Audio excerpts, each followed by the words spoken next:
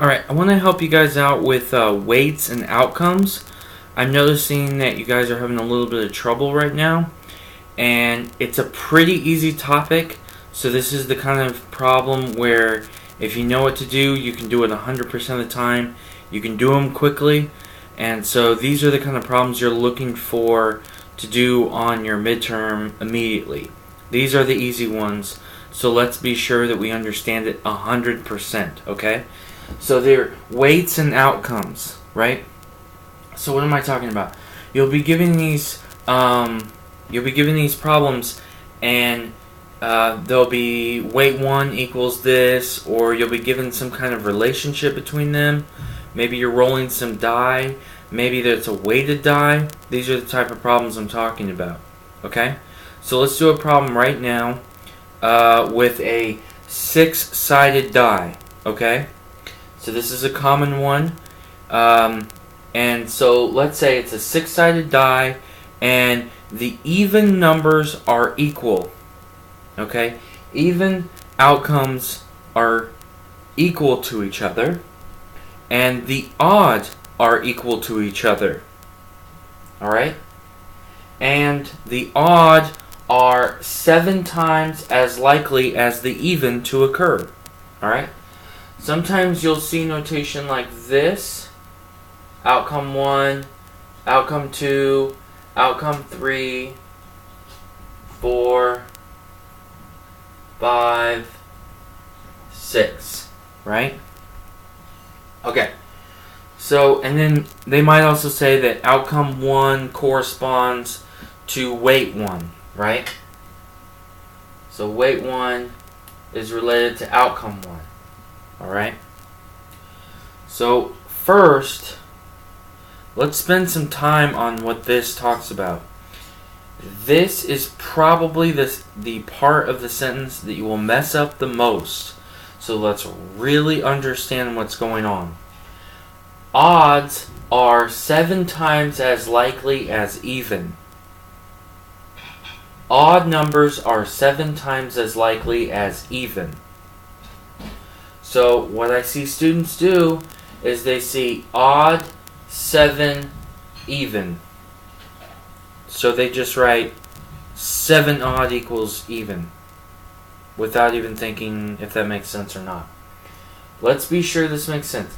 Odd are 7 times as likely as even. Which one is larger to you? Is odd larger than even, or is even larger than odd? If odd is 7 times as large as even, it should be clear that odd is larger. So odd is 7 even. Okay?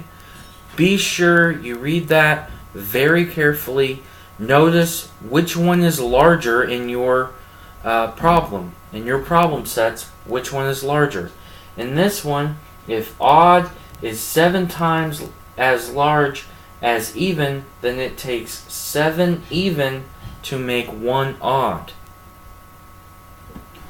Now, when you have these types of problems, outcomes, weights, okay, there's an understood implicit equation that they're not going to give you. The implicit equation is that weight 1 plus weight 2 plus weight 3 plus weight 4 plus weight 5 plus weight 6 equals 1. It's normalized, okay? If you sum up all of the weights, it equals 100%. There's 100% chance that if you roll a die, something's going to happen, okay? So, if all of the evens are equal and all of the odds are equal, we can actually just condense this down. Now, this would be the point where I might look to see which specific one are we going to solve for in your problems. Let's say your problem asks for weight 2. What does that equal? It might ask for what is weight 2. It might ask for what is weight 5. Well, we'll be able to solve all of them, so it won't matter which one in particular they ask for. So let's go ahead and do it. So you have this equation, and you know that all of the odds are the same and all of the evens are the same. Well, I'm asked for weight 2 and weight 5, so maybe I'll condense this down into just weights 2 and weights 5. So if all of the evens are the same, then I have 3 weight 2. And if all of the odds are the same, then I must have 3 weight 5, and that's equivalent to 100%. Alright. So now I know, now I know this, and I also know that 7 even is 1 odd. Okay. So an odd is 7 even. Well, I can do a little substitution here. I have 3 odd here, and that's the same as 7 even, so I can substitute in W2 right there. See that? I substituted in 7W2. Because of this relationship, I can do that. So now what do I have? I have 3W2 plus 21W2 equals 1. The 21 came from 3 times 7. Now I just need to add these up. I get 24W2 equals 1.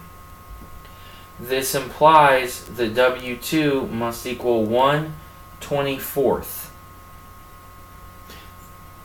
If that's true, then now we know W2, W4, W6. What about W5? Part B might ask for W5 or one of the odds.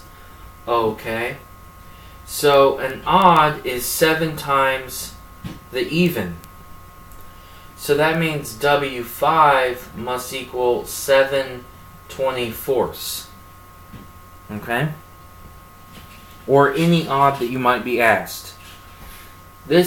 Your problem is probably going to have different numbers, but this is the general method of solving this. Okay?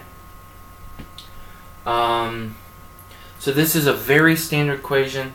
There's probably different numbers. There might be slightly different, unique things about your problem, but this is generally what you're looking for.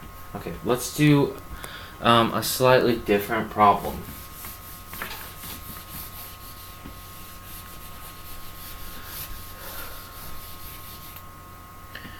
In this problem, you're going to have some sample. You're going to have some sample space with outcomes 1, 2, 3,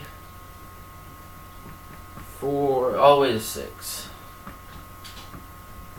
So there's our sample space. It has 6 outcomes. And W1 equals 4/25. W2 equals 21/100. W3 equals 3/20. W4 equals 4/25. W5 equals 19/100. And W6 equals 13/100. Alright? So in this problem, they gave you what every single weight equals, how this is weighted. You might have particular problems where you'd have to use a previous method we used to get to this point, but I'm sure you can. So I want to look at questions that say event 1 is outcome 2, outcome 5, outcome 6. And they might ask you, find the probability of outcome 1. Okay? So it wouldn't be clear unless someone told you of what this notation is referring to. I don't think it's clear what this says to how we're going to get here. Hopefully your instructor or your notes or your book is kind of guiding you in the right direction. So what event 1 actually is outcome 2 plus outcome 5 plus outcome 6. So that's outcome 2 plus outcome 5 plus outcome 6.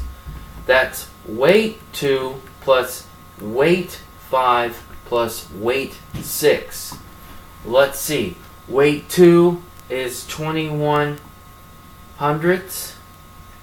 Weight 5 was 19 hundredths. And weight 6 is 13 hundredths. Well, we lucked out. They all have the same denominator, so we can just add across. Okay? And I got 53 hundredths. Okay? What I really just wanted to show you was what this notation means. If you have something like find the probability of event 1, and event 1 is these 3 outcomes, what do? If no one tells you what that notation means, I don't think you could just immediately jump to that. Maybe you could, but I want to be sure that you guys are getting that, because that could be really confusing. It's not so much if you know what's going on. Let's look at one more of that type.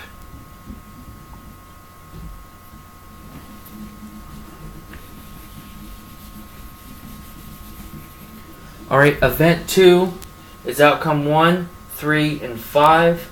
Find the probability of event 2. That's just going to be weight 1 plus weight 3 plus weight 5.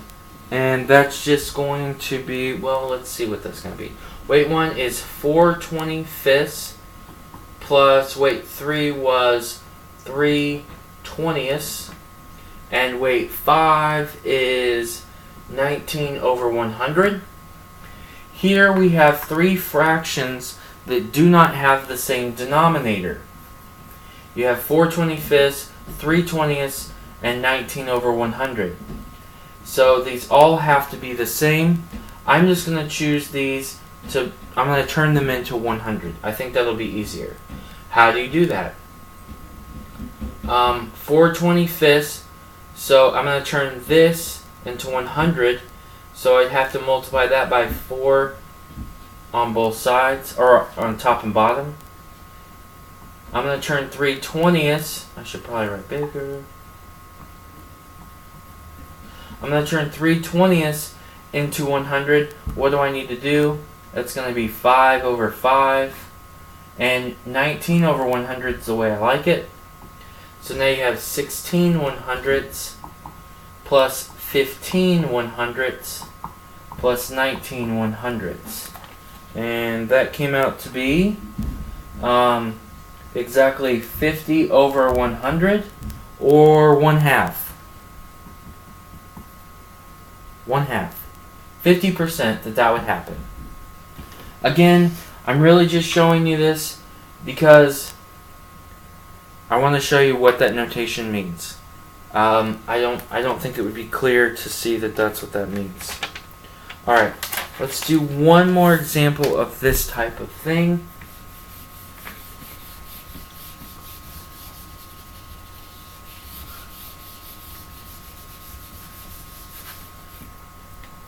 What if they start talking about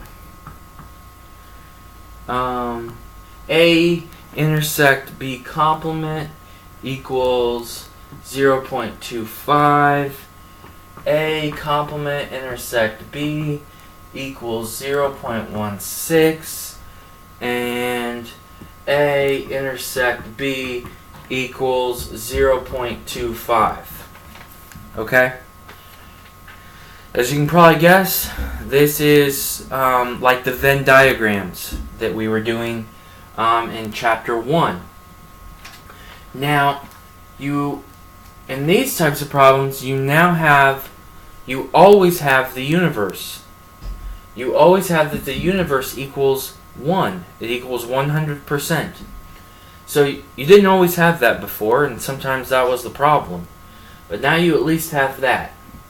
So let's see, maybe they want to know what B complement is. I saw a problem like this. Maybe you have that problem. Okay. You don't have to do this, but I think it'll help, is to just draw a Venn diagram. You don't have to, but if you're struggling in these problems, it probably would help. Let's let this be A and let this be B. Alright, so A intersect B complement. Where's that? That's what A has in common with not B. Okay, where's not B? Right there. So what does A have in common with the part that I'm not covering? That would be this part, right? So that's 0.25 right there. Alright. This says A complement intersect B is 0.16. Well, where's that? That's kind of just the reverse of this. So it's not A. What does B have in common with not A? That would be this part. So that's 0.16. Okay. What is... Okay, so this says A intersect B is 25%. Most of you know where that goes. That's 25 right there. Okay. Well, this wanted B complement, not B. I still have this outer region, and I don't have any more information. Well, with these types of problems, you know that the universe always equals 100%. So you always have that on your side. So let's see. A must be 50%, and you have, what? 66% A union B right there. So what you're left with is 34% right there. Now you have everything solved in your Venn diagram. So what's B complement? Well, B complement is this part of A and outside right here. Okay? So what's that? 25, 34, 9, and 5. 59%. 59% chance it's not B. And so the Venn diagrams come back. I don't think they're very difficult, but so this is why you can really master them right now. You can totally master them. You're not going to struggle. They don't come with a long story or anything. So you can whip these out within less than a minute once you get good at them. So that's all I have for weights and outcomes. So I hope this helps. If you have any specific problems that you're getting stuck on, please just comment on the video below, and I'll try to get such a straight. My next video will we will tackle conditional probability, which is probably the hardest concept in the entire class. Chapter 3, there's some pretty sticky problems in there. So look forward to that, and I will see you later.